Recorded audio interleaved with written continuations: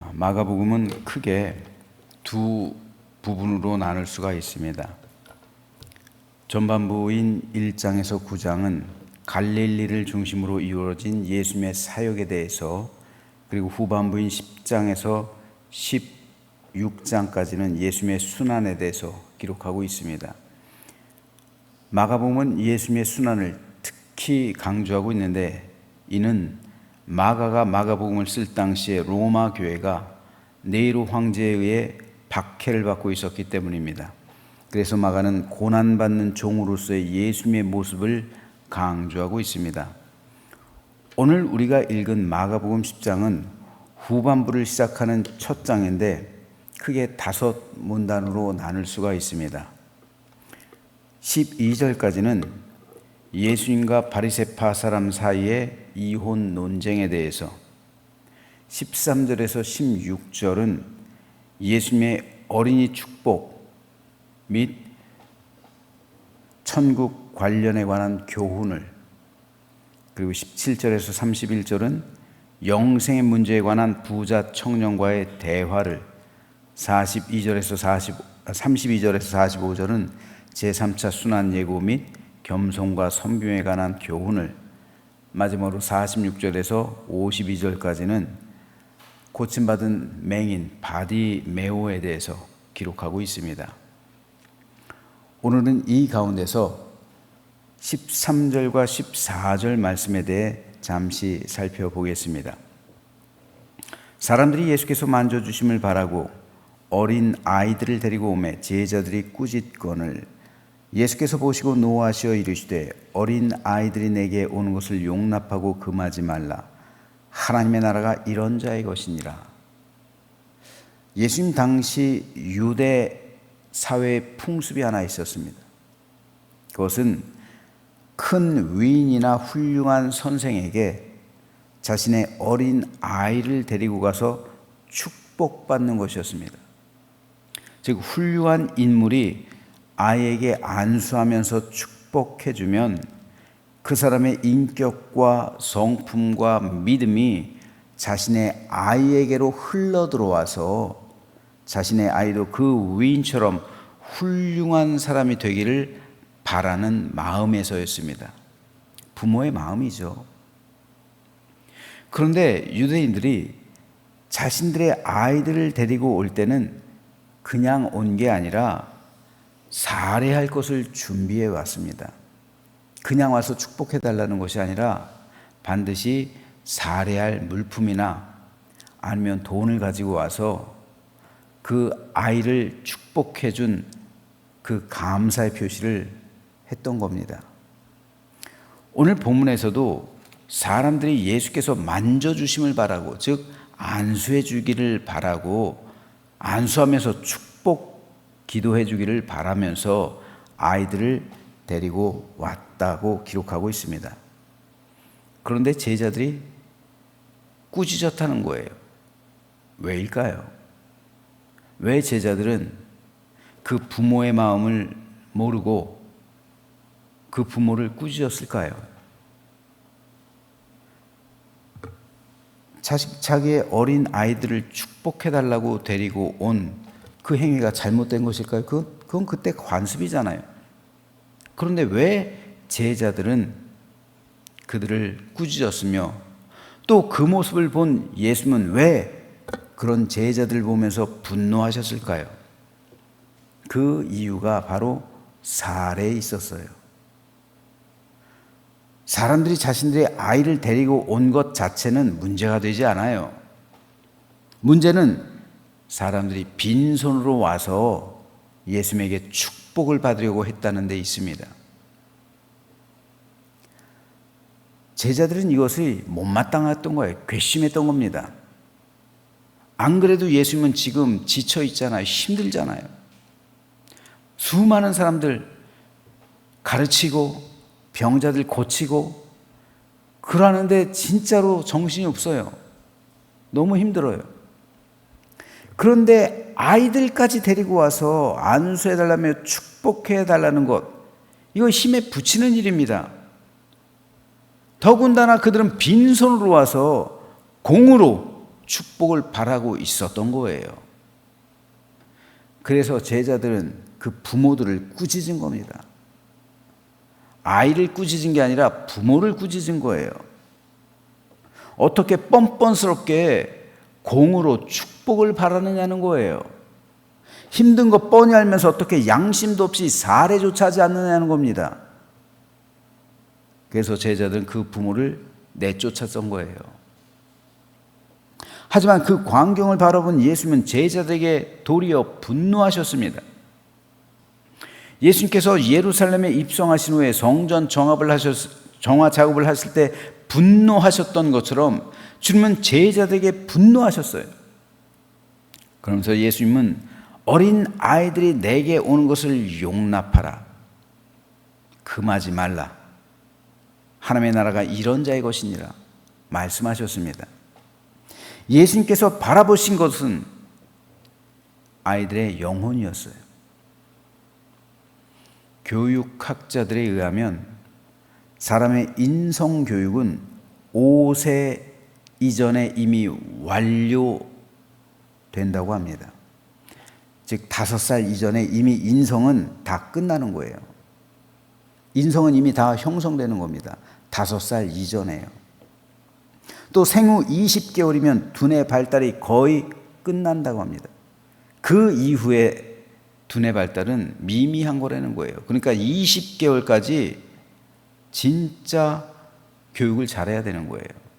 그때 이미 두뇌 발달이 끝나는 거예요. 20개월이면 뭐 2년이 안 돼요. 만 2년이 안 됩니다. 그 안에 부지런히 책을 읽어주든 신앙적으로는 성경을 읽어주고 찬송을 듣고 기도하고 믿음을 심어주는 거예요. 적어도 5세 이전에 모든 것이 다 형성돼 버리는 겁니다. 오늘 본문에서 말하고 있는 어린 아이란 헬라어 원어로 보면 유아예요. 유아. 즉 5세 이전의 아이들이란 말입니다. 이들을 부모들이 데리고 온 거예요. 이때는 아이들의 인성과 믿음을 결정하는 가장 중요한 시기예요.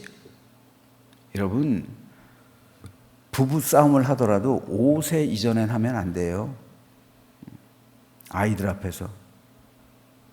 그 굉장히 안 좋은 기억을 남겨주는 겁니다. 인성 발달에 굉장히 안 좋은 거예요. 사랑하는 엄마 아빠가 자기 앞에서 그렇게 연락에 싸우는 모습을 보여주면은 아이의 인성에 굉장히 부정적이 되는 거예요. 이 부모들 굉장히 무책임한 거예요. 아이들 앞에서 싸우지 마십시오. 절대로 그러면 안 됩니다. 5세 이전에 아이들의 모든 인성 다 형성되는 거예요. 근데 그 안에 충격적인 일을 경험하면 그 아이가 어떻게 돼요? 충격적인 일을 경험하면 그 두뇌, 그 감정, 여기에 문제가 생기는 거예요. 이거 치유받지 못해요. 치유하기 굉장히 어렵습니다. 그런데 이 5세 이전에 있는 이 유아들을 앞에서 제자들이 부모를 꾸짖은 거예요. 소리치면서 책망한 겁니다. 그 권위로서요. 예수님의 제자라는 권위가 얼마나 있었겠어요. 막 꾸짖은 거예요. 그거를 바라보는 아이, 5세 이전의 아이, 그 아이에겐 그 광경이 평생 기억에 남는 거예요. 자기의 부모가 무시당하고 책망받고 그리고 멸시당한 그 모습을 마음에 간직하고 자라는 거예요. 평생 그것이 기억에서 잊혀지지 않는 거예요.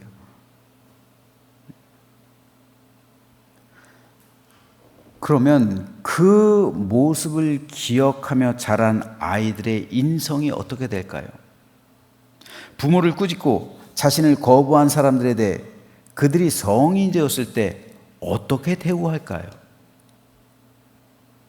인성과 신앙이 형성되는 가장 중요한 시기에 거부당하고 무시당했다는 기억이 있다면 그가 자라서 힘 있는 어른이 됐을 때, 또 사회에 영향력 미치는 존재가 되었을 때 그들이 교회와 성도를 핍박하는 거예요.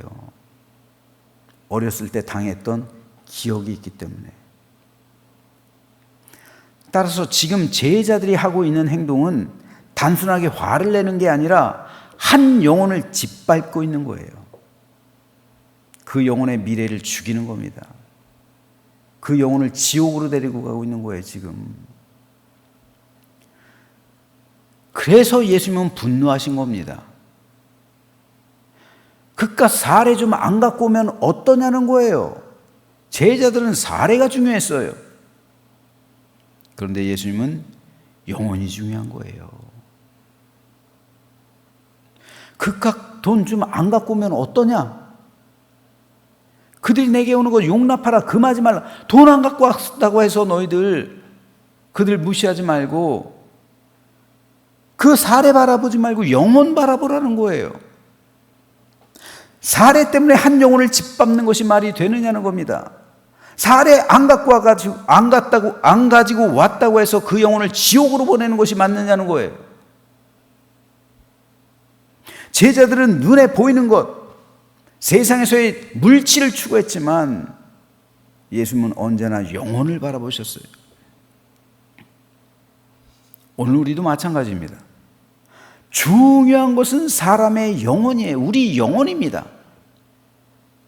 주님은 내 영혼을 바라보시지 결코 외적인 것을 찾지 않으세요. 일례로 믿음 생활하다 보면 형편이 어려워질 때도 있어요.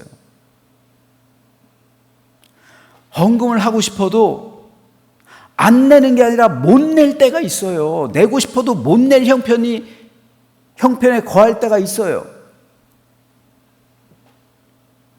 그런데 심지어는 교회에서 뭐라고 요구해요? 대출해서 11조하라고 가르쳐요. 그런 교회 있어요. 이게 어떻게 교회예요?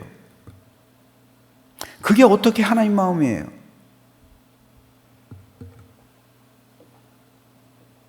믿음 생활하다가 형편이 어려워지면 헌금 좀 못해도 되는 거지. 제자들처럼 헌금 안 한다고 비난하거나 꾸짖으면 안 되는 거예요. 안 하는 것이 아니라 못하는 거잖아요. 못할 때도 있는 거예요. 우리가 살아가다 보면. 안 하는 것이 아니라 못하는 거잖아요. 이때 중요한 것은 사람의 영혼입니다. 하나님은 이사야 선지자를 통해서 오라 너희 목마른 자들아 물로 나오라 돈 없는 자도 오라 너희는 와서 사 먹되 돈 없이 값 없이 와서 포도주와 젖을 사라 말씀하셨습니다. 돈 없이 와서 사 먹을 수 있는 곳이 천국이잖아요. 값 없이 와서 포도주와 젖을 살 수 있는 곳 하나님 나라잖아요. 살아가다 힘들어서 헌금을 설령 못한다 할지라도 교회에 와서 은혜를 받는 곳, 그곳이 하나님 나라잖아요. 그런데 교회에서 세상처럼 값을 치라고 하고 돈을 내라고 강요한다면 그곳이 어찌 천국일 수가 있겠어요? 물론 성도는 하나님께 드림으로 기쁨을 얻고 또 충만한 은혜와 하늘의 복을 맛보죠. 그래서 은혜를 받으면 하나님께 드리는 것이 너무 기뻐요. 하나님을 사랑하기 때문에요. 하지만 세상을 살아가다 보면 드리고 싶어도 드리지 못할 때가 있어요. 드릴 수 없을 때가 있어요. 그럼 그때는 그냥 오면 되는 거예요. 돈 없이 값 없이 와서 포도주와 젖을 사고 하늘의 은혜를 맛보면 되는 거예요. 그게 교회와 성도를 향한 하나님의 은혜의 법칙입니다. 나중에 형편이 풀리면 그때 기쁨으로 하나님께 드리면 되는 거예요. 저에게 어떤 성도님께서 목사님 요즘 형편이 어려워서 11조를 못합니다. 11조를 요새 경제 위기 때문에 경제 때문에 못하는 가정이 하다가 못하는 가정이 몇 가정 있어요. 제가 그랬어요. 힘들면 하지 마세요. 먼저 생존하십시오. 먼저 살아내야죠. 이 세상 살아내야지. 나중에 형편이 풀리면 하세요. 그리고 기도하세요. 하나님, 나의 이 어려움 풀어주십시오. 하나님께 드리고 싶어도 드릴 수 없는 나의 참담한 마음, 하나님 아시죠? 풀어주십시오. 그럼 되는 거예요. 내 마음만 받아주십시오. 그리고 내가 하나님께 드릴 수 있는 그런 형편이 되게 해주십시오. 그렇게 기도하시라고요. 그리고 돈 없이 값 없이 와서 은혜를 받으세요. 그게 교회를 향한 하나님의 뜻입니다. 성도에게 원하시는 거예요. 그런데 그때 그 곤궁했을 때, 내가 어려웠을 때 교회에서 도와주지는 못할 망정, 다른 사람들이, 성도들이, 특별히 목회자가 제자들처럼 그 사람을 비난하거나 꾸짖는다면, 심지어는 대출해서 11조 하라고 강요한다면 그 영혼은 교회 떠나는 거예요. 그래서 시험 들어 교회 안 나오는 사람이 비일비재해요. 그럼 그 영혼 누가 책임질 거예요? 예수님이 바라보는 건 영혼이잖아요. 물질이 아니잖아요. 중요한 것은 영혼입니다. 사람의 영혼이 중요한 것이지 그깟 재물이 중요한 게 아니에요. 그러므로 저는 저와 여러분 모두가 예수님의 마음으로 다른 성도들 바라보시면서 긍휼히 여기는 그 마음이 있게 되기를 소망합니다. 그래서 사람의 영혼이 중요한 것이지, 왜 물질 때문에 아이들 앞에서 부모를 꾸짖고, 그래서 주님께서 분노하신 것처럼 이 예수님의 마음이 오늘 내 마음이 되시기를 소망합니다. 그래서 우리도 예수님처럼 한 영혼을 소중히 여기면서 구원에 이르게 하는 복된 믿음 되시기를 주님의 이름으로 축원합니다.